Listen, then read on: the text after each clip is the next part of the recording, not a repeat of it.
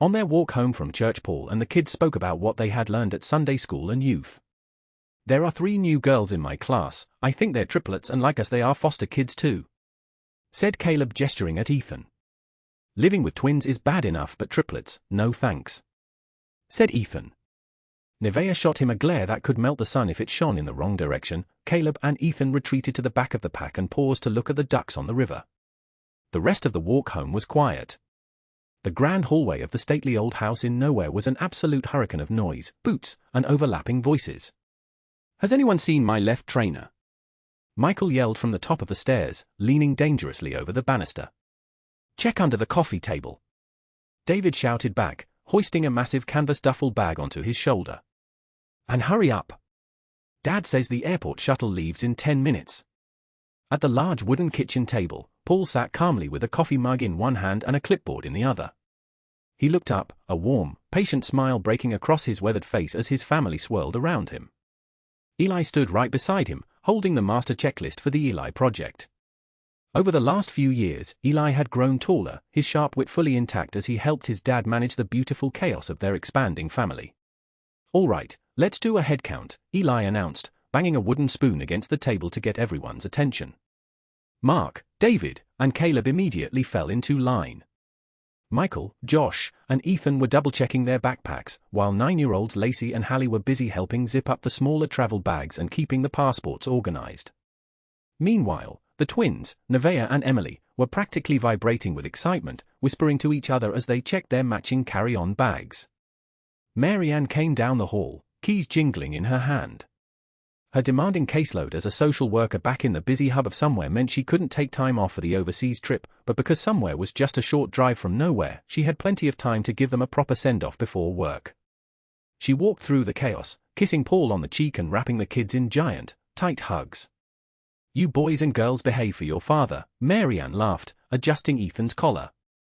"And Paul, make sure Eli doesn't trick you with any illegal chess moves on the plane." "We are going across the ocean, old man," Eli said, nudging Paul with his elbow as they walked out to the shuttle. "First big international trip for the Eli project. You ready for the all-in jet lag?" "P. You just worry about beating me at chess on the flight, Eli," Paul chuckled, waving back to Mary Ann as she pulled out of the driveway toward somewhere. "The house in nowhere is locked up. Orland is a long way away, kids. Let's go show them what this family is all about." With a chorus of cheers, the 12 of them piled into the airport shuttle, leaving the quiet sanctuary of nowhere behind as they began their massive cross-continental journey to the roaring frontiers of Orland. 3,000 miles away, the sun over downtown Orland did not shine through trees, it bounced off glass skyscrapers and the rusted fire escapes of crowded brick apartments. In a tiny, 2-room flat on the 4th floor, 11-year-old Kyle was sitting on the edge of his bed, meticulously rubbing oil into the leather of his baseball glove. The apartment was cramped. The kitchen table doubled as his school desk, and the air always smelled faintly of the metal shavings and machine oil his dad brought home from the factory. Kyle wasn't very clever at school. The words on the blackboard always scrambled themselves up, and his report cards were filled with teachers telling him he needed to focus. But out on the red dirt of the baseball diamond? Kyle was a genius. He played on the A team for the school, a squad known across the district as the Kyles. It was a funny coincidence, the team was actually named because the head coach's surname was Kyle, and the team captain's middle name was Kyle. The fact that Kyle's actual first name was Kyle was just a fluke, but nobody cared. He was the undisputed star of the team. When he stepped up to the plate, the whole school chanted the name, and everyone in the neighborhood genuinely believed the team had been named entirely after him. Outside of swinging a bat, Kyle didn't do much of anything. Baseball was his whole world. The door to the apartment clicked open, and his dad, George, walked in. His face was pale and exhausted from a 12-hour factory shift, but his eyes were bright with a fierce determination. "Kyle," George said, tossing his heavy work jacket onto a chair. "I heard down at the docks today. That foundation from overseas, the one from that strange little place called Nowhere, they just landed at the airport. The Eli project is starting at your school on Monday." Kyle looked up from his glove, his brow furrowing. "The program costs money, Dad. The kids on the B team said it's too expensive for people downtown. Besides, it's just a school thing. I'm no good at school." George walked over, placing a heavy, calloused hand on his son's shoulder. I don't care about the money, son. I want the best for you. You've got a gift with that bat, but if you don't get your marks up, the school won't let you play anymore. This Eli project isn't like normal classes. They don't just push you ahead. They look right back to the first grade to find the cracks in your learning and systematically mend them. They turn the holes back into cracks, and the cracks back into solid ground until there's nothing missing. George looked his son in the eye. I went to the principal's office before my shift. I told them they need to sponsor you for this. If the school won't cover it, I'll find a way to pay for it. I'll work Sundays if I have to. You deserve to have those walls built back up. Kyle looked down at his glove, a quiet weight settling in his chest. He knew his dad would break his back just to give him a chance to fix his grades and keep his baseball dream alive. He didn't know anything about a place called Nowhere, or how an 11-year-old boy named Eli had created a tool that could fix the broken pieces inside his mind. But as he tapped his shoe against the floorboards 3 times, an unconscious nervous tick he had done his entire life, Kyle promised himself he would work harder in that classroom than he ever had on the field. Monday morning brought a crisp, clear Orland breeze that whistled between the downtown skyscrapers. The pavement outside the school was a sea of yellow buses and chatter, but the real buzz was centered around the large, black travel cases being unloaded from a shuttle bus. Kyle stood by the brick pillars of the school gates, his baseball kit bag slung over one shoulder and his heart hammering against his ribs. He had spent the entire weekend thinking about what his dad had said. 6 months. That was what the leaflets promised. Within 2 terms, kids who were failing, kids whose educational walls were completely missing, were suddenly achieving top marks in every single subject. It sounded like magic, but looking at his own messy report card, Kyle knew it was his only hope to stay on the A team. Look sharp, Kyle, George said, nudging him gently. George had stayed up half the night working an extra shift, but he had refused to let Kyle walk into the school alone this morning. They're here. A tall, weathered man with kind eyes, Paul, stepped out of the shuttle bus, immediately catching a heavy crate handed down by David. Right behind him was Eli, who was now holding a tablet initialed with the project's logo. The rest of the Nowhere siblings followed in a perfectly synchronized line, carrying boxes of diagnostic tests, colorful building blocks, and learning charts. As Eli walked past the gates, his eye swept over the crowd of Orland students. For a brief second, his gaze locked onto Kyle. Kyle unconsciously shifted his weight, tapping his right shoe against the pavement 3 times. Eli paused. A strange, fleeting look of confusion crossed his face, as if he had just experienced a bizarre moment of déjà vu. He shook his head, offering Kyle a quick, encouraging smile before turning back to Paul. All right, Dad, the principal said we have the old gymnasium annex to set up the grade 1 diagnostic trackers. Let's get to work. Kyle watched them walk into the building. He just gripped the strap of his kit bag, took a deep breath, and followed the Nowhere family inside. The bright Orland sun did little to warm the cold concrete steps outside the school hall entrance. While the other students streamed through the double doors, chatting loudly about the new term, 12-year-old Kyle sat alone on the bottom step. His elbows rested on his knees, and his chin was tucked into his hands. His dad had tried. George had stood in the school office for 30 minutes, his factory cap crushed in his hands, practically begging the administrative clerk to let his son start the program while he worked out a payment plan. But the answer had been cold and final: no payment, no placement. With his shift at the dock starting, George had no choice but to squeeze Kyle's shoulder, promise him he would fix it by the weekend, and run for the bus. So, Kyle Saturday. He slung his baseball kit bag between his feet and stared at his trainers. He felt that familiar, heavy weight of not fitting in, of being the downtown kid who didn't have enough. Hey! You're the baseball kid from the gates, aren't you? Kyle looked up. A boy probably no older than himself was standing a few steps above, holding a stack of folders under his arm. He had his sleeves rolled up, looking less like a formal tutor and more like a boy ready to get to work. Yeah. I play for the school team, Kyle replied, clearing his throat. Iki walked down the steps and plonked himself right down on the concrete beside him. He extended a hand with a confident grin. Hi, I'm Eli. 13. Kyle blinked, a bit surprised by how friendly the older boy was, but he shook his hand. Hi, Eli. I'm Kyle. 12. Eli let out a sudden snort, looking at him with a raised eyebrow. Wait, your name is Kyle? And you play for the school team, the Kyles? A bit vain naming the whole team after yourself, isn't it? A tiny smile broke through Kyle's gloomy expression. It's a coincidence. The coach's surname is Kyle, and the captain's middle name is Kyle. My name is just a fluke in the mix. Right, right. Likely story, Eli teased, nudging him with an elbow. As Kyle shifted his feet, his right shoe unconsciously tapped the concrete 3 times. Eli's eyes darted down to the shoe, that same fleeting look of familiarity crossing his face, but he brushed it off. So, Kyle, why are you out here looking like someone ran over your favorite bicycle? The first assessment started 10 minutes ago. Have you registered yet? Kyle's smile faded. He looked back down at the floor, fingers twisting the strap of his kit bag. No. Not registered. Why not? Don't tell me you're scared of a few primary school maths fractions. I promise I don't bite. It's not the fractions, Kyle muttered, his voice dropping to a shy whisper. We don't have the money for the program fee. My dad went to ask for a sponsorship, but they turned us away. He had to go to work. Eli stopped smiling. His expression softened, the playful banter instantly vanishing. He looked at the closed double doors of the school hall, then back at Kyle. Eli knew that look. He remembered what it felt like to be 10 years old, sitting in a corridor, waiting for adults to decide if you were worth the paperwork or the cost.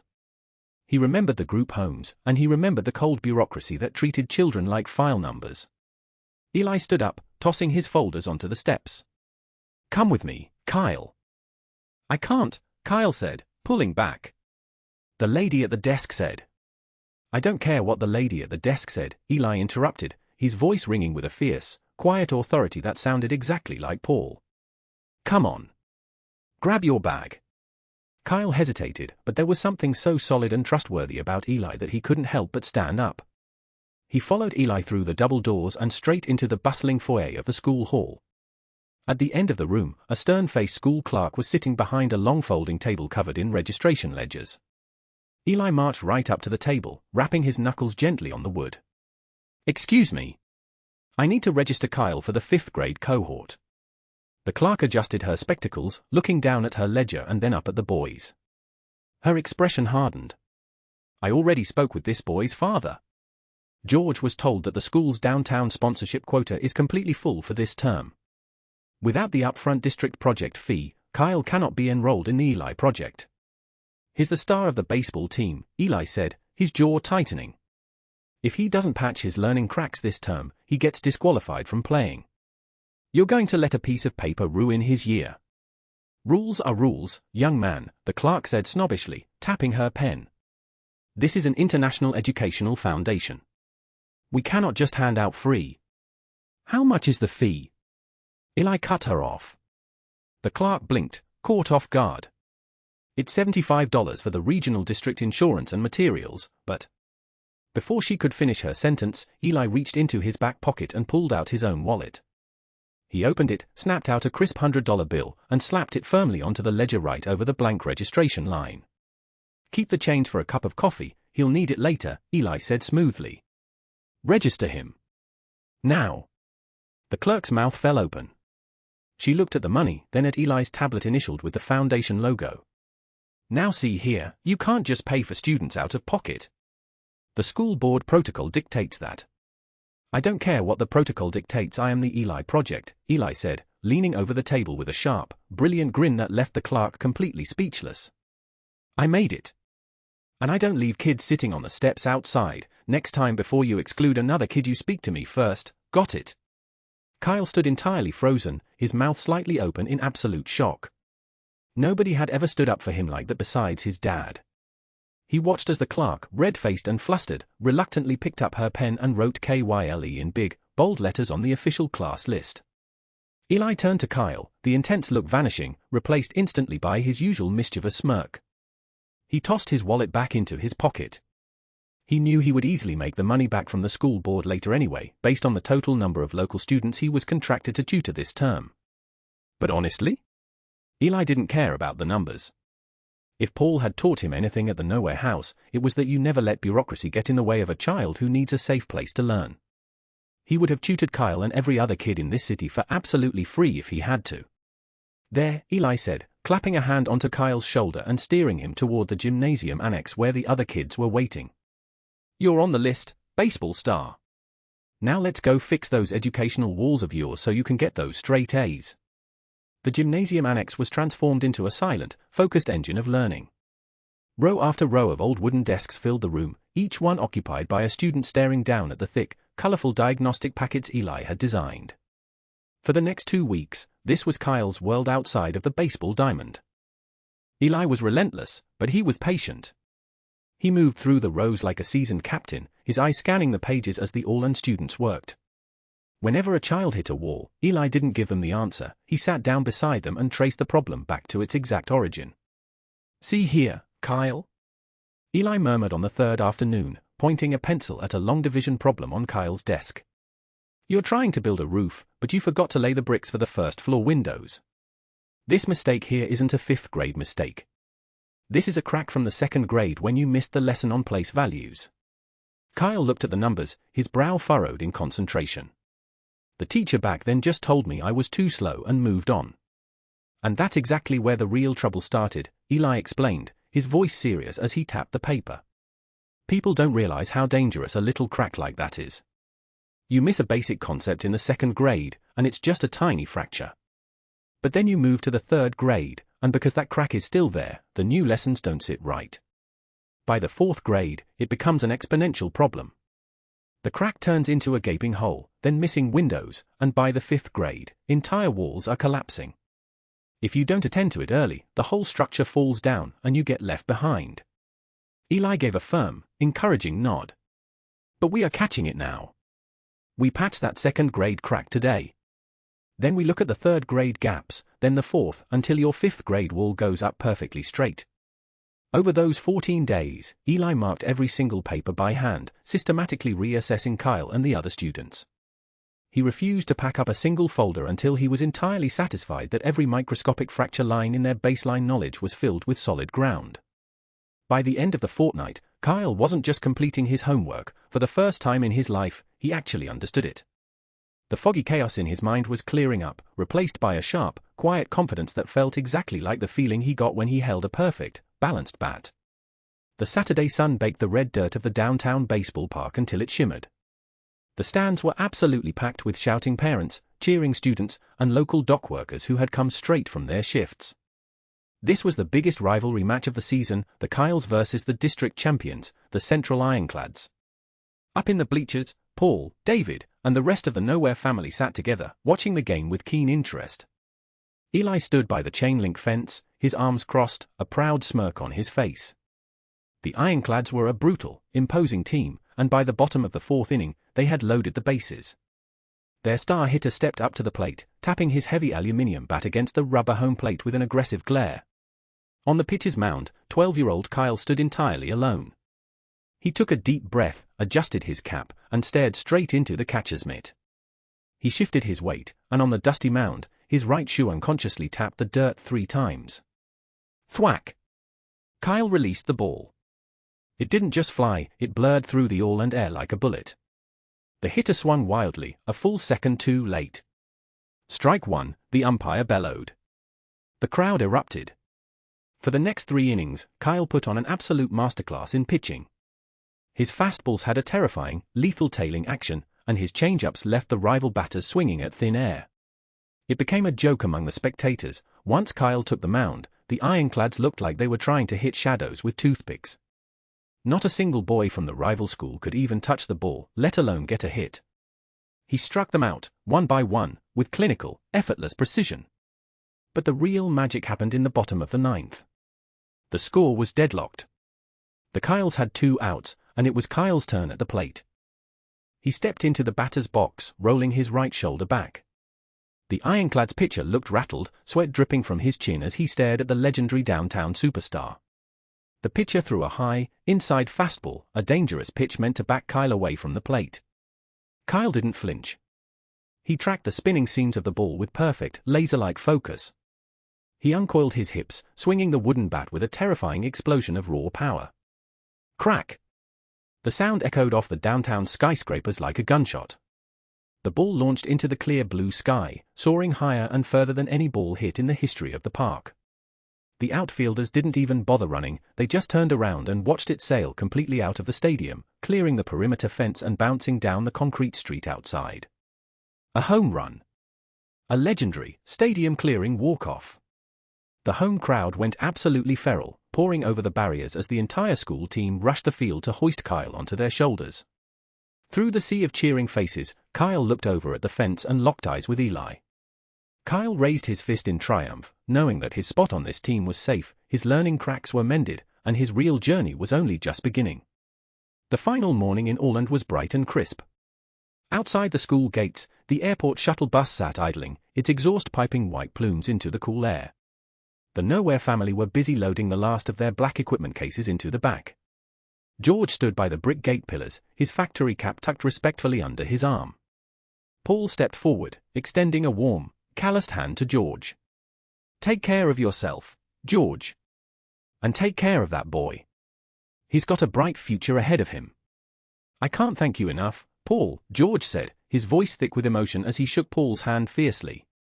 "You gave my boy a chance when this city wouldn't. I won't ever forget what your family did for us. Don't thank me, thank Eli, he made it happen." A few feet away, Eli was tossing a baseball back and forth with Kyle. Eli caught the ball one last time and tucked it firmly into Kyle's glove. "Remember what we talked about, baseball star. No slacking off on the geometry modules just because I'm crossing the ocean. I've initialed the tracking logs on your tablet. If you miss a baseline concept, I'll know." Kyle grinned, rolling his right shoulder back. "I won't slack off, Eli. I promise. Thanks for all you know. Stepping off the steps for me." "Anytime," Eli said with his signature mischievous smirk, clapping Kyle on the shoulder. "See you around, baseball star." With a final chorus of waves and cheers from the Nowhere siblings, the doors of the shuttle bus hissed shut. Kyle and George watched from the pavement as the bus pulled away, heading towards the Orland airport to take the family back to their quiet, stately house in Nowhere. Eli and Kyle had become fast friends, bonding over shared jokes and 12-year-old banter, the exact same effortless way Eli always did with every single child he helped. 2 months later, the autumn leaves were falling gently across the spacious garden of the Nowhere house. Inside the warmth of the living room, the roaring fireplace crackled softly. Eli was stretched out on the rug by the hearth, a wooden chessboard set up in front of him. He was deeply focused on his next move, his hand hovering over a white knight, while Paul sat opposite him, quietly sipping a mug of tea. Eli's mobile phone vibrated violently against the floorboards. He paused, lowering the chess piece, and picked up the device. He swiped the screen open to reveal a text message from an international number in Orland. It was an image file from Kyle. Eli tapped the image, and as the file loaded, his eyes widened in absolute shock. It was a digital copy of Kyle's official end-of-term school report card. Eli's eyes raced down the column of subjects: English, mathematics, history, science. Every single line was initialed with a crisp, perfect, unyielding A. Underneath the grades, the class teacher had written a personal note: "Kyle has shown a monumental, unprecedented academic turnaround this term. He is currently performing at the absolute top of his class." Eli sat up straight, staring at the screen in pure awe. Within just one term, scarcely 2 months since they had patched those foundational second-grade cracks, Kyle had gone from a failing student to a straight-A scholar. It was the ultimate, undeniable proof that Kyle was never stupid. He had simply been educationally challenged by a system that preferred to push kids forward rather than fix their broken foundations. A massive, triumphant grin broke across Eli's face. A profound wave of pride washed over his chest, not just pride for Kyle, but an overwhelming pride for the Eli project itself and everything his little program had achieved all the way across the sea in Orland. Eli slowly turned the phone screen around, showing the straight-A report card to Paul. A soft, genuine smile broke through his usual mischievous expression. "Look at that, Dad," Eli said quietly, his voice full of pride. "Every single crack. He did it." Paul looked at the screen, a deep, proud smile warming his face as he reached over and placed a solid hand on his son's shoulder. The Eli project worked, and the legacy of their family was officially expanding across the world. The rain in everywhere did not fall in gentle showers, it streaked down the heavy glass windows of the St. Jude Care Facility in relentless, grey sheets. Inside room 14, 12-year-old Toby stood by the radiator. He was wrapped in a faded, oversized denim jacket that used to belong to his father. His birthday had passed just 3 weeks earlier, but there had been no cake, no candles, and no laughter. Across the room, his grandfather sat in a high-backed vinyl armchair. The old man's eyes, once sharp, stared blankly at a television screen that wasn't even turned on. "Grandpa," Toby whispered, his voice cracking slightly. "I packed the chess pieces. The wooden ones we used to play with before your hands got shaky." The old man didn't blink. He reached out with a trembling hand, blindly patting the empty air beside his chair. "The traffic is heavy, Sarah," he muttered to a wife who had been gone for a decade. "The rain is too thick on the windshield." Toby swallowed hard.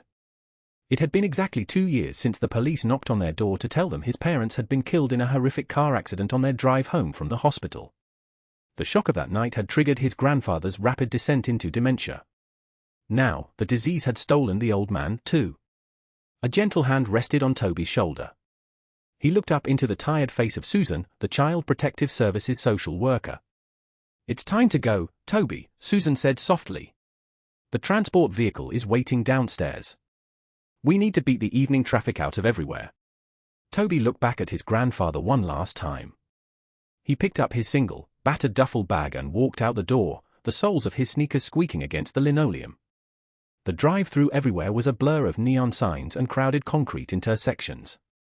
Everywhere was a massive town, loud, indifferent, and always in a hurry. Susan kept her eyes on the road. "I know this is incredibly hard, Toby," she said, trying to shatter the suffocating silence. "We are heading to the Oak Ridge temporary holding facility on the edge of town. It's just for a few days while I look for a permanent foster placement for you."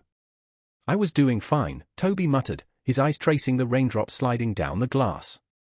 "I made sure he took his medicine." "You shouldn't have to carry that weight alone, Toby." "You're only 12, Susan sighed. Toby didn't answer. He pulled his mobile phone from his pocket. The screen was cracked, but it still worked. He bypassed his messages and opened a popular video streaming platform, immediately typing a name into the search bar, Kyle, Orland Prodigy. A video loaded instantly, showing a massive, sun-drenched baseball stadium overseas in Orland. The stadium lights were blinding, and thousands of fans were chanting. On the screen, a 12-year-old boy with a familiar, sharp jawline stepped up to the home plate. He rolled his right shoulder back and tapped the dirt with his shoe 3 times, a hyper-specific nervous habit that Toby unconsciously duplicated in the passenger seat of the car. With one powerful swing, the boy on the screen smashed the baseball clean out of the stadium. The crowd went absolutely feral. Toby stared at the screen in pure awe. He liked to imagine what it felt like to be that kid, to be famous, to have a stadium roaring your name, and to live in a place as grand as Orland. Toby didn't know why, but whenever he felt completely invisible or abandoned, watching videos of this stranger overseas gave him a bizarre sense of comfort. "I'm going to be famous like him one day," Toby whispered to the glass. "People are going to look for me, too." When the car pulled up to Oak Ridge, it looked exactly like a fortress of forgotten things. It was a flat, brick building surrounded by a high chain-link fence. Susan walked him through the heavy double doors, the security lock clicking shut behind them with a definitive thud. Susan leaned over the intake counter, handing over Toby's paperwork. "I need a temporary bed for Toby Evans. Just for 48 hours while we run a regional search." The intake officer let out a dry, humorless laugh. "A bed? In everywhere? Susan, you've got to be kidding me. We are currently at double capacity. There isn't a single open foster home from here to the county line. People around here don't take in 12-year-olds with histories like this. They want infants." Susan's jaw tightened. He has nowhere else to go. His grandfather was his last legal guardian. "Just give us 48 hours. I'll expand the search radius outside of everywhere if I have to. Even if I have to look a few towns over." The officer sighed, finally stamping the file. "Room 7B. There's an extra bed in there. But don't take your time, Susan. This place isn't a home." Toby followed the childcare worker down the bleak hallway, his thumb still resting on the frozen image of the Orland baseball star on his phone screen. The mobile phone on the kitchen counter of the Nowhere house buzzed quietly just as the dinner plates were being cleared away. Paul, still wearing his comfortable woolen cardigan, reached over and picked up the device, sliding it open. "Hello, Paul speaking." "Paul, it's Sally," the caseworker's familiar voice greeted him. I'm sorry to call you so late at the house, but I've got an exceptional emergency situation on my hands. A colleague of mine in Everywhere is completely stuck. Paul's posture instantly shifted. He leaned against the counter, his expression becoming serious but entirely open. Go ahead, Sally. Tell me about them. It's a 12-year-old boy named Toby. He lost his parents in a horrific car crash when he was just a baby, a couple of days old. He's been caring for his grandfather, who has just been permanently hospitalized with advanced dementia. He's a good, quiet lad, Paul, but he's currently sitting in a temporary holding facility in Everywhere. If we don't move fast, the government machine is going to swallow him up. Paul looked across the room. At the massive wooden kitchen table, his family was in full swing. Eli was currently teasing David about a bad chess opening, the twins Nevaeh and Emily were helping Lacey and Hallie stack the dessert bowls, and the younger boys were laughing about something Josh had done in the garden. Including Eli, there were 11 children filling the home at this stage, each one a distinct, confident life that had once been broken and scared. Give me 5 minutes, Sally, Paul said quietly. I'll call you right back. Paul slipped his phone into his pocket and walked over to the head of the long wooden table. He didn't raise his voice, but as he stood there, a natural, commanding stillness rippled across the room. One by one, the 11 children went quiet. Eli lowered his chess piece. The twins stopped whispering. They all looked up at their father, knowing that tone meant another soul was waiting at the gates. Listen up, everyone, Paul said, his voice warm but steady. I just had Sally on the phone. There is a 12-year-old boy named Toby sitting in a holding facility a few towns over in Everywhere. He lost his mum and dad when he was just a newborn baby, and his granddad is too poorly to look after him now. He's entirely alone, and he's scared. Paul looked around the table, making eye contact with the older kids, then the younger ones. As always, he did not command, he consulted. He treated them as a unified council.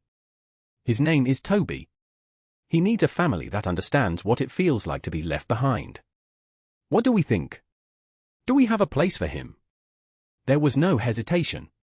Not a single second of doubt. Bring him home, Dad, Eli said immediately, leaning forward with a firm nod. We can get the empty room ready right now, David added, already half standing from his chair. In the stately, almost magical layout of the nowhere house, it seemed as though a room was always waiting exactly when it was needed, each one prepared with 2 proper beds so that no child ever had to sleep on a temporary bed. Nevaeh and Emily exchanged a quick look, a bright spark of their protective twin instinct flaring up. We'll make sure his first morning isn't lonely, Dad, Emily promised, already plotting their silent morning migration to the spare bed in his new room. Paul looked at the sea of eager, loving faces before him. A deep sense of pride and profound gratitude washed over him. These children had all been the scared ones once, but now, they were the rescue team. All right, Paul smiled, pulling his phone back out to make the call. Let's get him out of Everywhere. The morning sun struggled to pierce the thick, industrial fog of Everywhere, casting a dim, metallic light over the brick facade of the Oak Ridge temporary holding facility. Inside room 7B, Toby was already awake. He sat on the edge of his bed with his dad's faded denim jacket zipped up to his chin. His single duffel bag was resting against his ankles.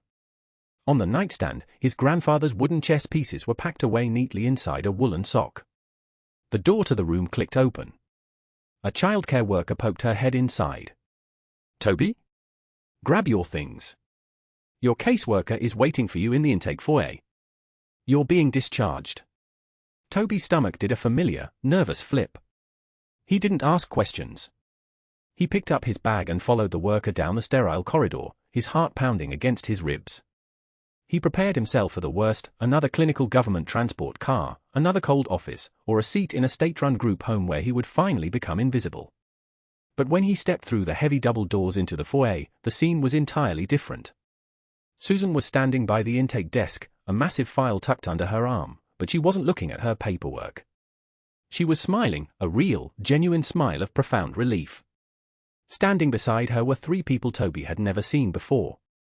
Introduction to the family was always designed to be tender and gentle, so Paul had brought only Eli and 9-year-old Hallie along, ensuring the arrival wouldn't overwhelm the quiet, traumatized boy. The first was Paul, a tall, weathered man wearing a thick-knit cardigan and comfortable boots. He had kind, steady eyes that looked like they had seen everything the world could throw at a person and chose to remain gentle anyway. Beside him stood 13-year-old Eli, with his sleeves rolled up and a sharp, brilliant spark of intelligence in his eyes. Peeking out from behind Paul's jacket was Hallie, her eyes wide, curious, and filled with a soft, welcoming warmth. "Toby, come on over," Susan called out warmly, gesturing for him to join them. "This is Paul, Eli, and Hallie. They've driven all the way from a suburb called Nowhere this morning just to meet you." Paul stepped forward, his movements unhurried and solid. He didn't loom over Toby or treat him like a fragile case file. He simply knelt down so they were eye to eye, extending a large, calloused hand. "Hello, Toby," Paul said, his voice carrying a deep, grounding warmth that instantly made the sterile, buzzing foyer feel entirely quiet. "Sally told us all about you, and about your granddad. You've been incredibly brave looking after him, but you don't have to carry that weight by yourself anymore. We've got a big house a few towns over, and a real bed in your own room waiting for you. If you're ready, we'd like you to come home with us." Toby stared at Paul's extended hand. For 12 years, his grandfather had been his only anchor, and for the last 48 hours, he had felt completely cast adrift in a system built to forget him. But looking into Paul's eyes, Toby felt an immediate, bizarre sense of gravity. This man wasn't a state official. He was a father. Toby reached out and shook Paul's hand. "Okay," he whispered, his voice small but steady. "Brilliant," Eli chimed in, stepping up with his signature mischievous grin. He casually reached down and grabbed the handle of Toby's heavy duffel bag, slung it over his own shoulder without a second thought, and gave Toby an encouraging nod. "Come on, Toby. Let's get out of everywhere. The old man drives his truck like a tortoise, and we want to get you settled before the house gets too noisy."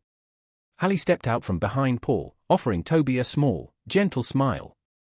"We made your bed for you, Toby. It has the softest blankets." A tiny, unexpected sense of relief slipped into Toby's chest. He looked at Susan, who gave him a reassuring nod, and then he turned to follow Paul, Eli, and Hallie out of the glass doors. As they walked out into the crisp morning air toward Paul's truck, Toby unconsciously reached into his jacket pocket, his fingers brushing against the woolen sock holding his grandfather's chess pieces. He had no idea what a house full of 11 children looked like, but for the first time in his life, the suffocating fog of everywhere felt like it was finally starting to clear. Later that evening, the large wooden kitchen table was piled high with empty cardboard boxes. On a new kid day, Eli always ordered pizza for the entire household. It was a cherished, unbreakable tradition in the Nowhere house designed to make the first night feel less like a formal meeting and more like a relaxed celebration. With everyone full and content, the family transitioned into Toby's official orientation chat.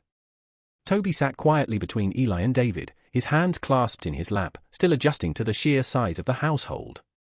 Paul sat at the head of the table, his expression warm and unhurried. "Toby, we always do this when someone new joins us. This house has rules, but it also has room for whatever makes you you. We want to know what you like, what your hobbies are, and how we can make your room feel like your own space." Toby swallowed hard, looking around the table at the 11 children watching him with gentle, encouraging smiles. He reached into his duffel bag, which was resting against his chair, and carefully pulled out a tightly rolled tube of glossy paper. I brought this," Toby said shyly, unrolling it just enough for the table to see. It was a large, vibrant sports poster featuring the 12-year-old all-and baseball sensation, Kyle, right mid-swing under roaring stadium lights. "I really like baseball. I follow his team online. I was hoping, if it's allowed, I could put it up on my bedroom wall." A soft, knowing murmur rippled through the table. Eli looked at the poster, then shot a very sharp, intense glance across the kitchen at Toby, then back down at the glossy paper. Looking between the face on the poster and the boy sitting right across from him, Eli felt a sudden, strange jolt. There was a hint of an uncanny sense of familiarity, a specific way the boy on the poster held his shoulders, a half-crooked grin, and an overall gesture that perfectly echoed Toby's own mannerisms. It was a subtle, fleeting link between the global superstar on the paper and the quiet boy sitting at their kitchen table. However, Eli quickly brushed the feeling off as nothing more than just common human features, convincing himself it was just a random quirk of appearance. Paul's eyes locked onto the poster too, his gaze shifting quietly from the paper to Toby's face, a faint crease forming between his brows as he noticed that same bizarre, unspoken familiarity in their expressions. But just like Eli, Paul brushed the feeling off as nothing more than just human features, assuming it was simply a natural coincidence of look and posture. He kept his voice perfectly steady and warm for Toby. You can absolutely put that poster up, Toby. First thing tomorrow morning, we'll get some tacks and make sure it's exactly where you want it. Thanks, Paul, Toby whispered, feeling a sudden surge of relief. For now, he wasn't ready to use the name the other kids used. Calling him Paul felt safer, a gentle boundary while he found his footing. Paul simply nodded back with an understanding, warm smile. Once the orientation wrapped up and the younger children began filtering out of the kitchen to head upstairs, Eli lingered behind. He waited until the room was quiet, then walked over to the counter where Paul was stacking the remaining pizza boxes. "Dad," Eli said quietly, his voice dropping to a serious whisper. "Did you see that poster?" I know it sounds crazy, but looking at Kyle on the poster and looking at Toby, there's a hint of something uncanny there. The way they both smile, the way they hold themselves, it's a bizarre resemblance in their gestures. Paul set down the boxes, turning around to face Eli. His expression was serious, his eyes filled with a thoughtful, protective curiosity, though he shook his head gently. "I saw it too, Eli. But we shouldn't read too much into it. It's just a random quirk of appearance, nothing more than just human features, really. It's a very strange coincidence, but that's all it is." "Yeah, you're right," Eli agreed, letting the feeling slide away as he leaned against the counter. "Toby is a massive fan, and Kyle is a local legend now. We need to get Toby to Orland. If Child Protective Services allows it, we can arrange an emergency travel passport for him. We can take him on the next Eli project trip." Paul thought about it for a long, silent moment, his protective nature weighing the logistics. Toby has been through so much trauma with his granddad, so we have to keep things easy and stress-free for him. We keep it entirely a secret. We won't tell him he is going to meet the Kyles. As far as Toby knows, we are going nowhere near to where the Kyles actually are. It will be the surprise of his life. A slow smile crept back onto Paul's face as he looked at his eldest son. "All right. I'll call Sally first thing in the morning to see if we can clear the CPS travel boundaries. We'll tell Toby it's a standard educational reward trip for the project. We'll take him across the ocean, and then, when the time is right, we'll surprise him with a trip to the Red Dirt to meet the team, meet Kyle himself, and get him a bit of practice time with them." Eli grinned, his brilliant, mischievous spark fully returning. "Perfect. He won't suspect a thing. I'll start prepping the files." To be continues.